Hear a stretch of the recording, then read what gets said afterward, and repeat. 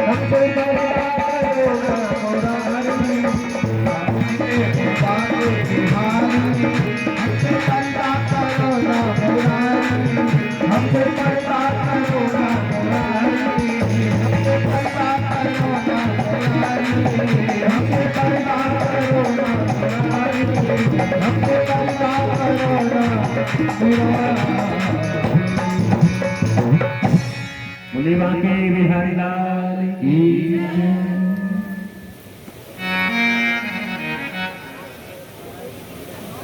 भगवान श्री कृष्ण की आंखों में इतना आकर्षण है और वास्तव में यह आकर्षण है कि जो भी एक बार देख लेता है इनका हो जाता है। श्री राधे देखिए एक बार जयकार लगाएंगे। बोलिए वृंदावन बांके बिहारी लाल की। अरे मैया जयकार जोर से बोलते, आप लोग बहुत धीरे बोलते हो। बोलिए वृंदावन बांके बिहारी लाल की। हाँ देखिए जैसा कल बताया था कन्यादान के बारे में, कन्यादान महादान सर्वदानेषु दुर्लभम, यानी सबसे उत्तम जो दान होता है वो कन्यादान होता है। तो कुछ भक्तों ने अपनी पुण्य कमाई में से भगवान कृष्ण और रुक्मणी जी की शादी में कन्यादान दिया है। उनके नाम इस प्रकार है, जरा ध्यान से सुनेंगे। राधिका सोनी जी, राधिका सोनी जिन्होंने अपनी पुण्य कमाई में से 1100 रुपए का कन्यादान दिया है भगवान के चरणों में। भगवान इनकी मनोकामना पूर्ण करें।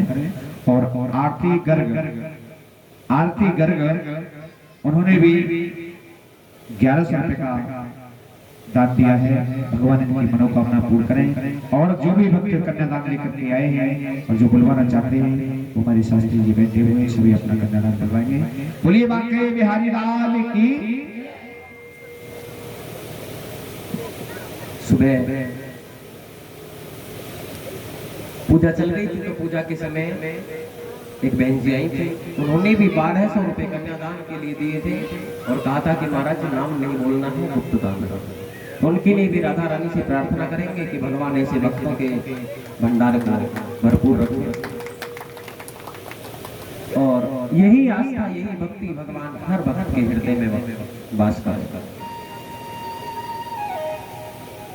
अब मेरे कृष्ण पीतांबर मुख पर ढककर के खड़े हैं और वो गोपी कन्हैया के दर्शन के लिए रो रही है, आंखों से आंसू बह रहे हैं।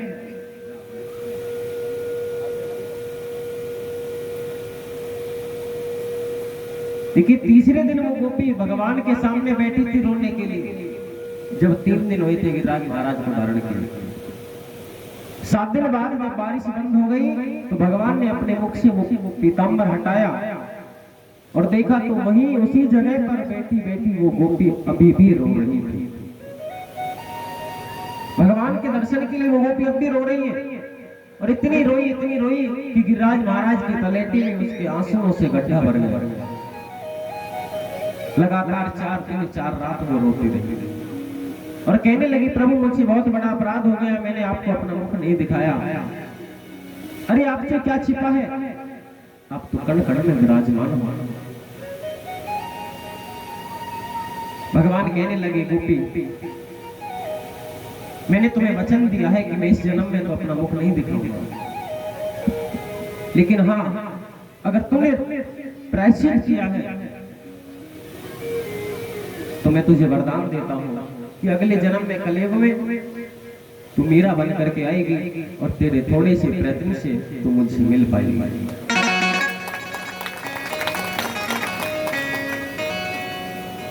और मीरा की भक्ति को आप सबने सुना है।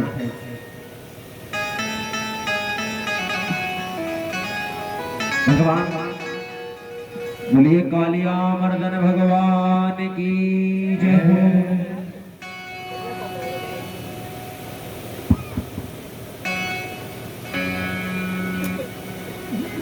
भगवान श्री कृष्ण ने ब्रजमंडल में बहुत प्यारी प्यारी लीलाएं की। एक बार भगवान अपने बाल सखाओं के साथ यमुना जी के किनारे गेंद का खेल खेलने के लिए गए। रेशम की भगवान ने गेंद बनाई और चंदन का एक डंडा लिया और भगवान गेंद और डंडा खेलने लगे। देखिए आज बड़े बड़े क्रिकेटर कहते हैं कि हमने अपने इंडिया को ये दिला दिया, ये पदक दिला दिया,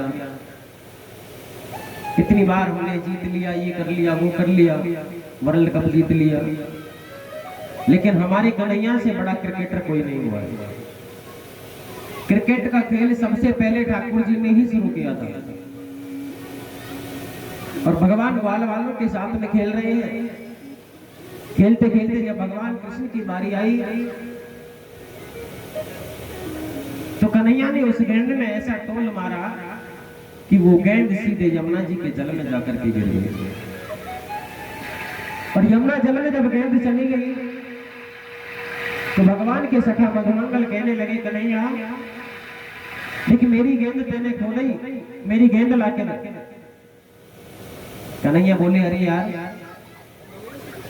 तेरी छोटी सी गेंद थी, पुरानी गेंद थी, अब यह गेंद के लिए तुम को यमुना जी में भेजे हो, मैं तो को नई गेंद दिला दूंगा, नई गेंद लाके दे दूंगा। मधुमंगल बोले, वो मेरी यही गेंद चाहिए, नहीं चाहिए, और नहीं तो मैया ते चल करके तेरी पिटाई करवाएंगे।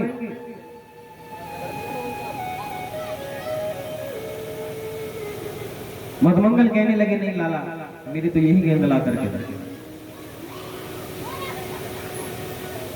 और जब मधुमंगल नहीं माने तो कन्हैया सब ब्रजवासी बच्चों को लेकर के यमुना के किनारे गए और किनारे पे ब्रजवासी बालक खड़े हैं और देखते देखते कन्हैया जी ने यमुना जी में छलांग लगा दी। यमुना जी में छलांग लगा के गेंद को ढूंढते ढूंढते मेरे ठाकुर जी कालिया नाग की उस स्थान पर पहुंचे जहां कालिया नाग अपने 5 पत्नियों के साथ रहता है। बहुत बड़ा विशाला नाग है। उस समय कालिया नाग सोया हुआ था। उसके 5 नाग पत्नियों ने जब छोटे से कृष्ण को देखा तो कन्हैया को देख करके उनके मन में बहुत बड़ा वात्सल्य भाव प्रकट हुआ और कहने लगी, अरे लाला तू अभी छोटो सो है, इतना प्यारो सो है, तू कौन को लाला है और यहाँ यमुना जल में काहे को आयो? कन्हैया बोले कि हम नंद बाबा के छोरा है और यमुना जल में हमारी गेंद आ गई, वो गेंद लेने आए। नागपत्नी कहने लगी, तुम्हें पता नहीं बेटा कि हमारे पतिदेव कालिया अभी सोए हुए हैं और अगर वो तुमको देख लेंगे तो तुरंत ही डस लेंगे और हम नहीं चाहते कि इतने भोले भाले सीधे साधे बालक को हमारे पति डसे, इसलिए हम तुमसे प्रार्थना करते हैं तुम यहाँ से चले जाओ। कन्हैया बोले, अच्छा तुम हमको अपने पति की धमकी दे रही हो? अब तो हम यहाँ से तभी जाएंगे, पहले अपने पति को नींद से जगाओ। और कन्हैया ने कहा, नाग पत्नियों ने कालिया नाग को जगाया और भगवान का कालिया नाग के साथ में युद्ध होने लगा। यमुना जी के जल में ठाकुर जी ने कालिया नाग से युद्ध किया और कालिया नाग के शरीर की एक एक नस को भगवान ने तोड़ डाला। कालिया चरणों में पड़ गया, भगवान से प्रार्थना करने लगा, क्षमा मांगने लगा, हे गोविंद मेरी रक्षा करो, मुझे क्षमा करो। भगवान बोले, तू यहाँ से दूर चला जा, तेरे यहाँ रहने से यमुना जी का जल विषैला हो चुका है। यहाँ गोपियां भी जल भरने के लिए, स्नान करने के लिए आती है और हमारी गाय बछड़ी भी इसमें जल पीते हैं। कालिया ने भगवान की बात को स्वीकार किया और भगवान श्री कृष्ण ब्रजवासियों के देखते देखते यमुना जी के जल में से बाहर निकले। कालिया नाग के फन पर नृत्य करते हुए भगवान ने दर्शन दिए और मधुर मधुर वेणु बजा रहे हैं और कालिया के फन पर नृत्य करते करते ऐसा लग रहा है कालिया के फन में से खून निकल रहे हैं, जैसे कि नीलमणि पर्वत पर चंद्रमा विराजमान हो। भगवान नृत्य कर रहे हैं। भगवान ने कालिया का वध किया। बोलिए कालिया मर्दन भगवान की जय हो। एक बार नारद जी घूमते घूमते ब्रह्मलोक से कैलाश पर्वत की ओर जा रहे थे। मार्ग में उन्हें कामदेव मिल गए और कामदेव नारद जी से कहने लगे कि हे नारद, मैं तुम्हारे साथ में युद्ध करना चाहता हूं। नारद जी बोले, भैया हमें तो बीड़ा बजावो आवे, युद्ध तो करनो आवे नहीं है। अगर तुम्हें युद्ध करना है तो कहो बलशाली योद्धा से करो।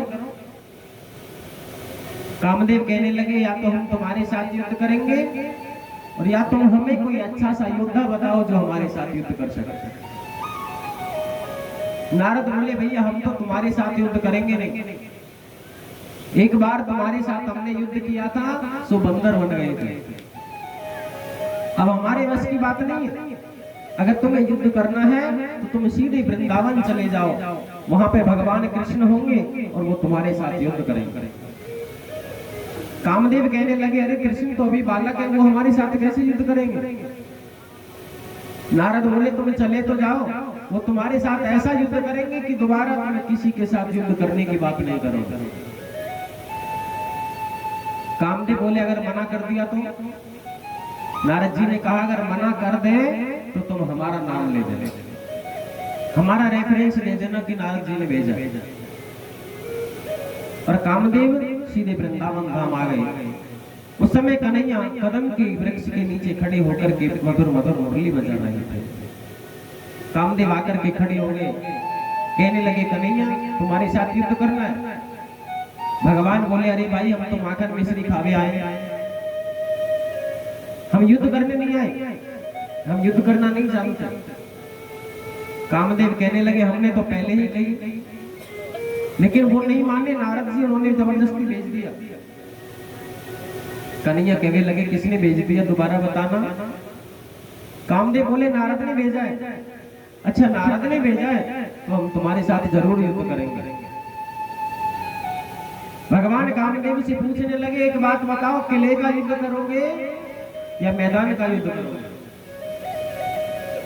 कामदेव बोला देखो भाई अभी तक तो कह रहे थे युद्ध करना नहीं आता और अब हमको ऑप्शन दे रहे, कौन सा युद्ध करना चाहते हो। कामदेव ने कहा भगवान किले के युद्ध में और मैदान के युद्ध में क्या अंतर है। भगवान कृष्ण कहने लगे देखो मैदान का युद्ध तो वो होता है जब मैं अकेला पुरुष हूं और मेरे साथ अकेली स्त्री हो और तुम आओ और तुम्हारे आने से तुम्हारे बाण चलाने से मेरे मन में काम भाव प्रकट हो जाए, वो मैदान का युद्ध है। किले का युद्ध वो होगा जब मैं अकेला कृष्ण होऊंगा और मेरे साथ लाखों गोपियां मेरे आसपास विराजमान होंगी, रात्रि का समय होगा तब तुम आओ और तुमने अपने बाणों से अगर मेरे मन में काम की भावना भी जागृत कर दी तो तुम विजयी माने जाओगे। कामदेव कहने लगा मैं किले का युद्ध करना पसंद करता हूं। अरे तुम भगवान हो सकता है एक स्त्री के सामने तुम्हारे मन में काम भाव प्रकट हो या ना हो, लाखों के बीच में मैं तुम्हारे साथ युद्ध करना चाहता हूं, मुझे किले का युद्ध करना है।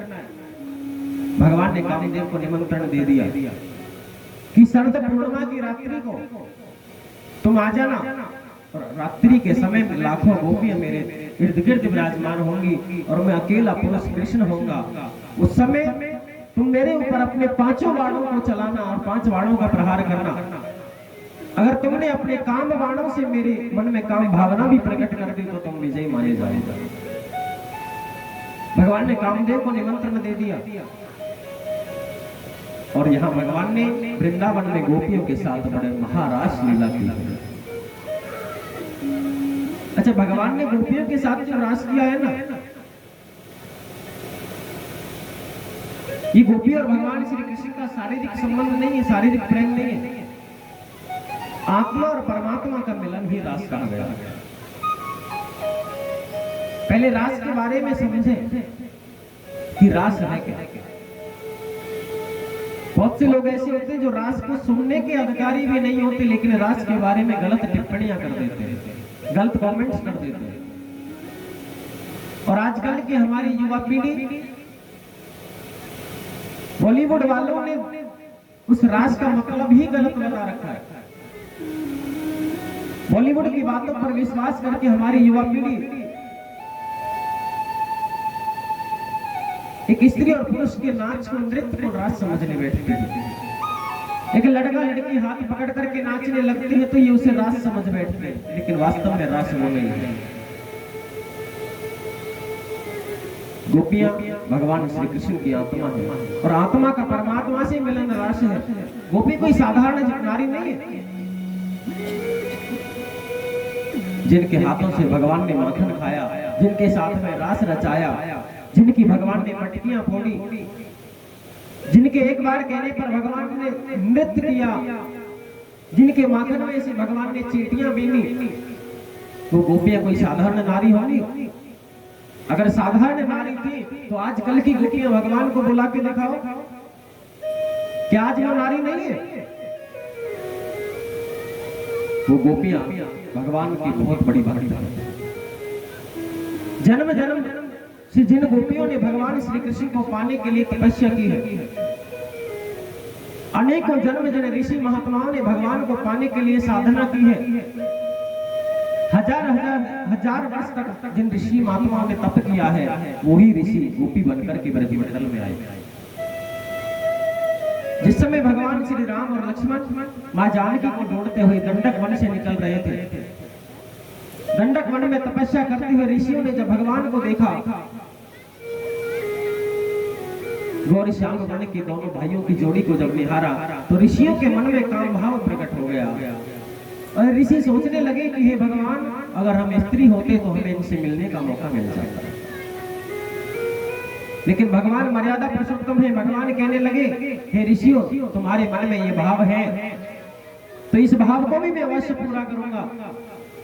भक्त मुझसे जिस भाव से मिलना चाहता है, मैं उसके भाव को पूरा करता हूं, लेकिन इस युग में नहीं, इस अवतार में नहीं, क्योंकि अभी मैंने मर्यादा पुरुषोत्तम का अवतार लिया है।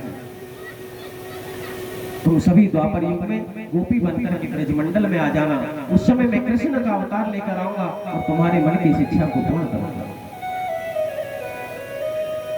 जब भगवान 14 वर्ष के वनवास के अंतराल में अनेकों ऋषि महात्माओं के आश्रम पर जाया करते, कुटिया पर जाया करते और भगवान उनको दर्शन देके आगे बढ़ जाया करते, चले जाया करते। ऋषि कहते कि महाराज, हे प्रभु, ये राजा रामचंद्र, आप आते हो और दर्शन देकर के चले जाते हो, ऐसे काम नहीं चले। हम आपके भक्त हैं और एक भक्त चाहता है, एक प्रेमी चाहता है कि उसका प्रेमी 24 घंटे उसकी आंखों के सामने रहे।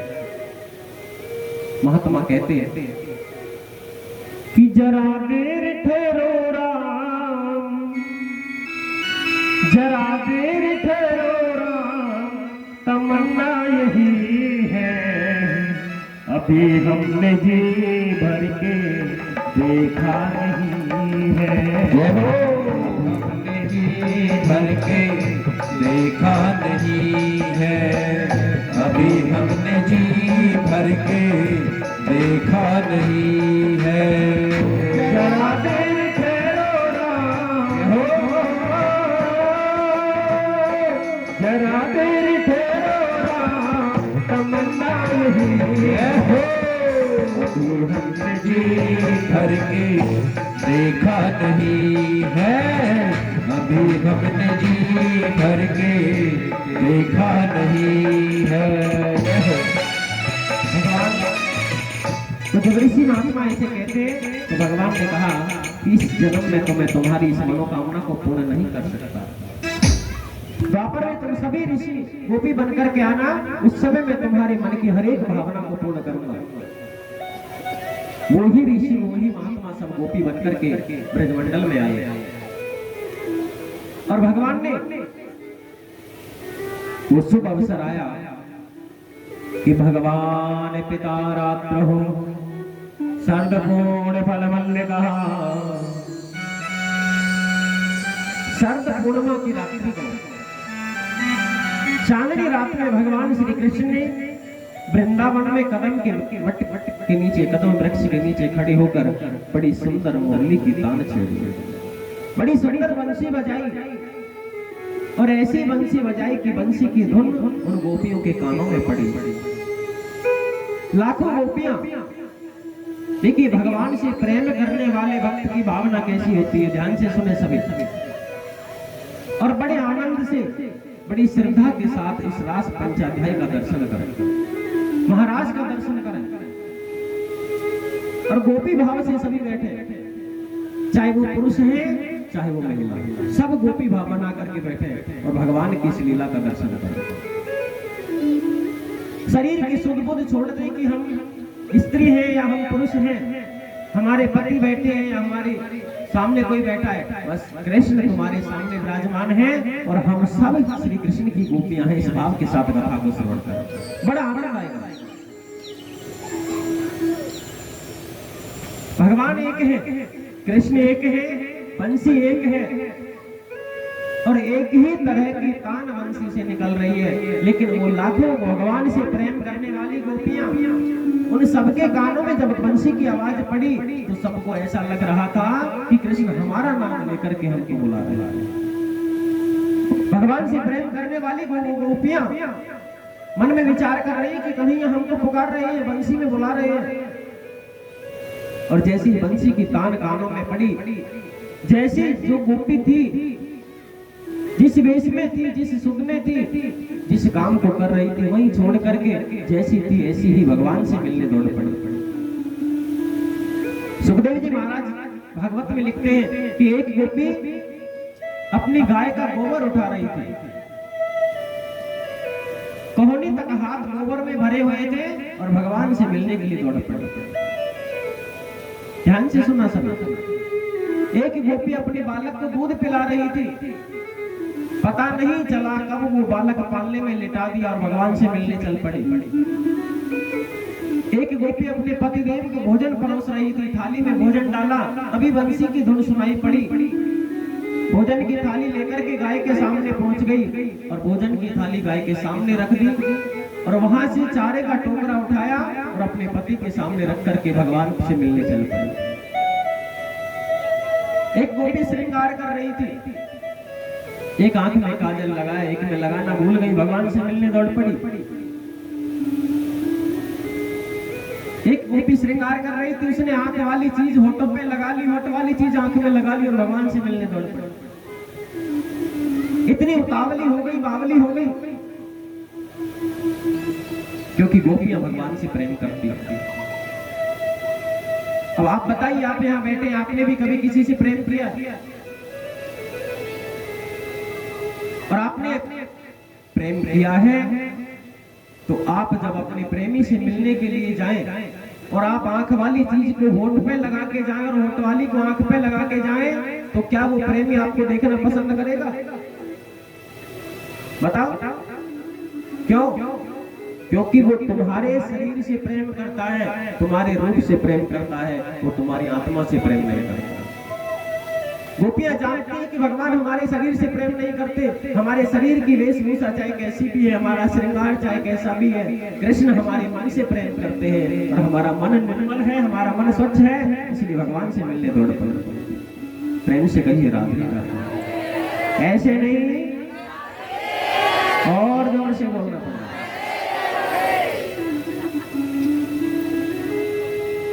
जब गोपियां भगवान के समक्ष पहुंची तो भगवान देख रहे हैं कि लाखों की संख्या में गोपियां चारों तरफ से दौड़ी आ रही हैं। ठाकुर जी के सामने जाकर के खड़ी हो गई। भगवान ने गोपियों का स्वागत किया कि स्वागतम महाभागा, स्वागतम महाभागा तिनकारणमागच्छन्तः। जब गोपियों के कानों में ये शब्द पड़ा कि स्वागतम महाभागा, भगवान स्वागत कर रहे हैं, तो गोपियां बड़ी प्रसन्न हुई, मन ही मन मुस्कुराने लगे कि कृष्ण ने हमें बुलाया और हमारा स्वागत भी किया। अगले ही शब्द में भगवान ने कहा, किस कारण से आई हो, आई क्यों हो? रात्रि का समय अपने पतियों को छोड़ करके, अपने बच्चों को छोड़ करके चली आई। गोपियों ने जैसे ही ये शब्द सुने तो गोपियों का मन उदास हो गया, मुंह लटकाती खड़ी हो गई। भगवान कहने लगे, अगर तुम वृंदावन की शोभा को निहारने आई हो तो वृंदावन की शोभा को देखो और चली जाओ।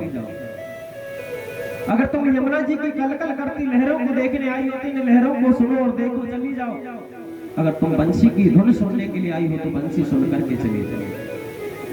तुम्हें अपने पतियों को छोड़ करके नहीं आना चाहिए था। एक स्त्री के लिए पति से की सेवा से बड़ी कोई सेवा नहीं होती, पति से बड़ा कोई भगवान नहीं होता। तुमने बहुत बड़ा अपराध किया, तुम चली आई। गोपी सोच रही है कि आज कृष्ण को हो क्या गया? अरे पहले हमें अपनाया, पहले हमें अपना बनाया और अब वापस भेज रहे हैं। नीचे गर्दन करे खड़ी हुई है। भगवान कहने लगे, गोपियों हमारी बात सुनो, तुम्हारे लिए पति ही भगवान है, तुम्हें अपने पतियों की सेवा करनी चाहिए।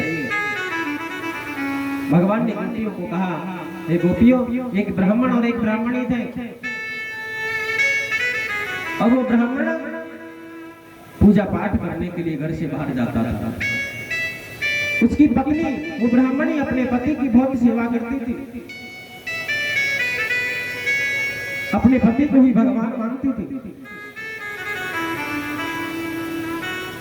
एक दिन जब वो ब्राह्मण पूजा पाठ करके दोपहर के समय अपने घर पहुंचा, तो उस समय वो ब्राह्मणी चौके में बैठी थी, चावल बेल रही थी, चावल साफ कर रही थी, और उसका 1.5 वर्ष का छोटा बेटा फर्श पर घुटमन घुटमन चल रहा था, खेल रहा था। ब्राह्मण हारे थके पहुंचे थे, सो जाकर के अपनी पत्नी की गोद में सिर रख कर के फर्श पर लेट गए, और ठंडी ठंडी हवा चलने लगी। उन ब्राह्मण को नींद आ गई। ब्राह्मण सो गए। अब तो पत्नी की गोद में सिर रख करके लेटे हैं, पत्नी सिर दबाने लगी। थोड़ी देर बाद ब्राह्मण का वो 1.5 वर्ष का बेटा घुटमन घुटमन चलते चलते ब्राह्मणी की ओर आने लगा। ब्राह्मणी ने सोचा कि अगर पति की निंद्रा खराब करके मैं अपने बेटे को गोदी में लेती हूँ तो मेरा पतिव्रत धर्म नष्ट होता है। भगवान कहते हैं, गोपियों, उस ब्राह्मण के घर में एक हवन कुंड बना हुआ था, अग्नि कुंड बना हुआ था, जिसमें 24 घंटे अग्नि प्रज्वलित रहती थी। ब्राह्मणी ने उस बच्चे को गोद में नहीं लिया, पति की सेवा नहीं छोड़ी, और वो बच्चा घुटमन घुटमन चल के गया और जाकर के अग्नि कुंड में जाकर कूद गया।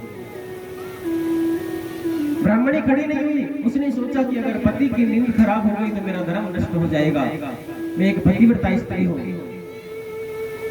थोड़ी देर बाद जब पति की आंखें खुली, दौड़ करके गई और बेटा बेटा पुकारने लगी। जाकर के देखा तो अग्नि कुंड में अग्नि धधक रही है, अग्नि की लपटें निकल रही हैं, लेकिन अग्नि के बीच में वो बालक आराम से खेल रहा था।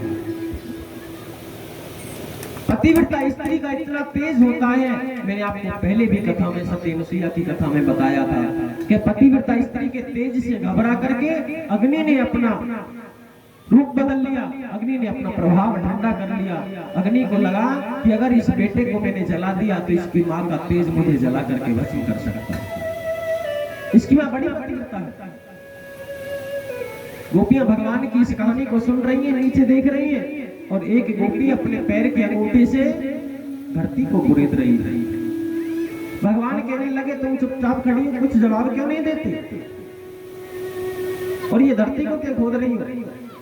गोपी कहने लगी, कृष्ण, हम यहाँ से अब बिल्कुल भी मुड़ करके घर नहीं जाएंगे, चाहे हमको यहाँ गड्ढा खोद करके तुम्हारे सामने प्राणों की आहुति देने पड़े, जमीन में दब करके अपने प्राणों की आहुति देने पड़े, लेकिन हम तुम्हें छोड़कर नहीं जाएंगे। और जो तुम हमें कहानी सुना रहे हो ना, ये कहानी हम भी बहुत जानती हैं कन्हैया, हमारी भी सुनो। कृष्ण बोले, क्या है, सुनाओ। मैं यही तो चाहता हूँ, तुम कुछ बोलो तो सही, चुप खड़ी हो। गोपियां कहने लगी, कृष्ण, ऐसे ही एक पति पत्नी थे, और पत्नी अपने पति की बहुत सेवा करती थी, बड़ी पतिव्रता स्त्री थी। एक दिन इसके पति ने कहा कि देवी, मुझे धन कमाने के लिए नगर से बाहर जाना होगा, और मैं 1 महीने बाद आऊंगा। पत्नी कहने लगी, है पतिदेव, तुम चले जाओगे तो मैं सेवा किसकी करूंगी, मेरा पतिव्रत धर्म खराब हो जाएगा, नष्ट हो जाएगा। पति ने कहा कि नहीं, जब मैं जाऊंगा तो तुम्हें एक मिट्टी की मूर्ति बनाकर देकर जाऊंगा, जो मेरे ही आकार की, मेरे ही स्वरूप की होगी। उस मूर्ति को तुम अपना पति समझ करके उसकी सेवा करना। अब पति चला गया, वो पत्नी प्रतिदिन मिट्टी की मूर्ति की पूजा करती थी, स्नान कराती, वस्त्र बदलती, भोग लगाती, सुलाती, नहलाती, सब काम करती, पैर दबाती। 1 महीना पूरा हो गया, घर के दरवाजे बंद कर रखे थे, और पत्नी अपनी मिट्टी के पति की पूजा में लगी हुई थी। उसी समय सच्चे पति आ गए और बाहर आकर के दरवाजा खटखटाने लगे। वो पत्नी सोचने लगी कि अगर मैं मिट्टी के पति की पूजा को छोड़ करके खड़ी होती हूँ तो भी मेरा पतिव्रत धर्म नष्ट होता है, और सच्चे पति बाहर खड़े हैं, अगर दरवाजा नहीं खोलती हूँ तो भी पतिव्रत धर्म नष्ट होता है। गोपियां कहने लगी, है कन्हैया, उस पत्नी को क्या करना चाहिए बताओ। उठ करके दरवाजा खोले या मिट्टी के पति की पूजा में बैठी रहे?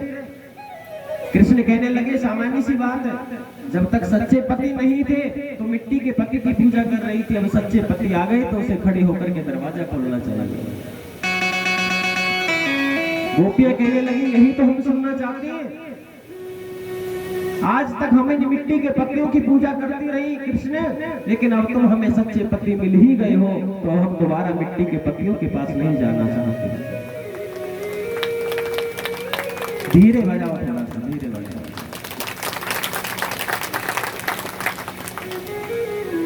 अच्छा एक बात बताओ, तुम जिन पतियों की सेवा करती हो मिट्टी के पत्ती है सच्चे पत्ती?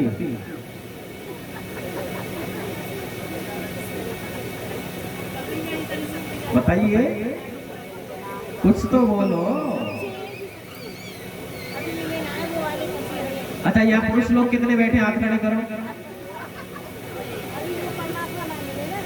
भाई लोग कितने बैठे, सभी हाथ खड़े करो।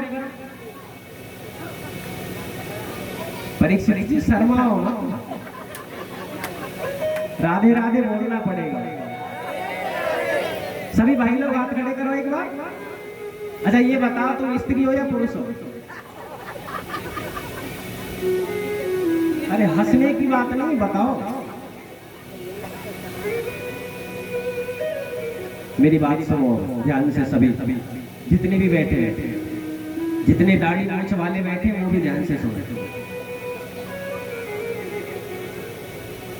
तुम जिन पतियों की साथ रहती हो, जिन पतियों की सेवा करती हो, वो तुम्हारे सच्चे पति हैं, लेकिन तुम्हारे उन पतियों के भी पति भगवान श्री कृष्ण हैं, जो हम सबके पति हैं।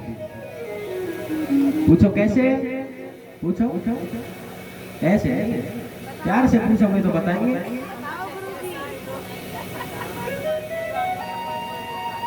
क्योंकि हम क्या है, हम एक आत्मा है, ना कि शरीर। ये कुर्ता मेरा है, ये हाथ मेरा है, ये कान मेरा है, लेकिन मैं तो नहीं हूं। मैं कौन हूं? एक आत्मा हूं। और आत्मा होता है या होती है? बताओ बताओ। होती है ना? जब आत्मा होती है तो आत्मा के पति भी परमात्मा श्री कृष्ण होते हैं। प्रेम से कहिए राधे राधे। हम सबके पति, हम सभी शरीरधारियों के पति, सभी आत्माओं के पति भगवान श्री कृष्ण हैं, जो इस जगत के पति। इसलिए सच्चे पति तो हमारे यही है।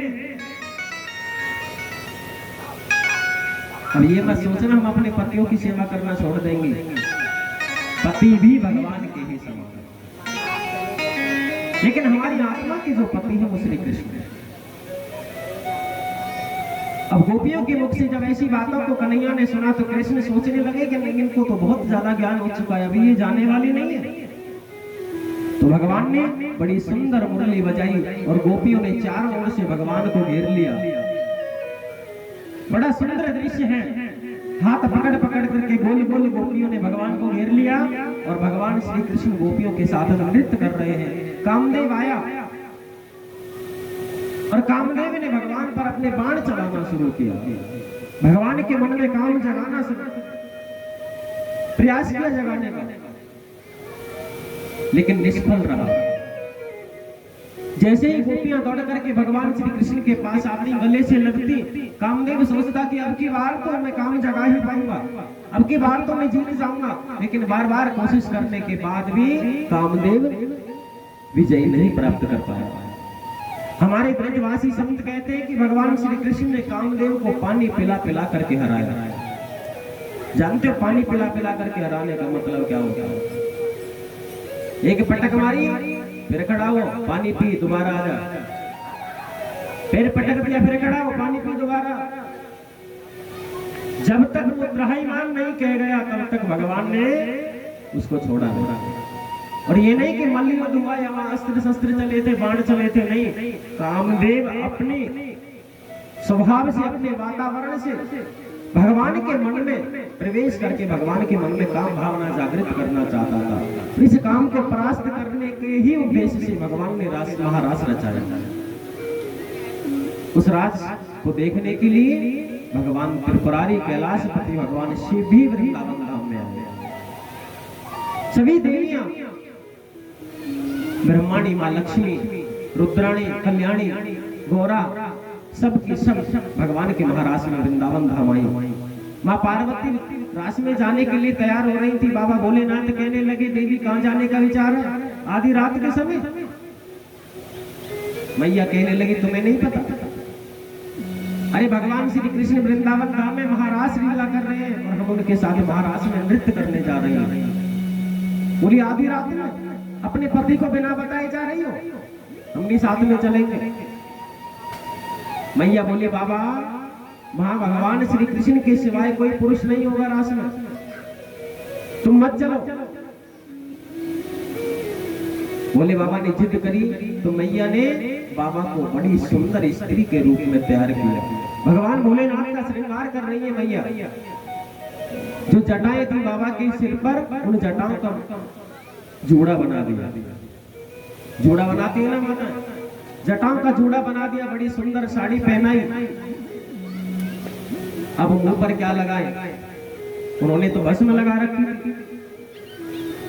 अब उस भस्म को उतारने के लिए मैया ने रगड़ रगड़ के बाबा के मुख को धोया, फिर फेरन लवली लगाई, ऊपर से पॉन्ड्स वाइट ब्यूटी का पाउडर छिड़का, बाबा के नाक में नथुनिया, पांवों में पायलिया, कानों में कुंडल, गले में मंगलसूत्र पहना के और हाथ पकड़ के मैया चलने लगे।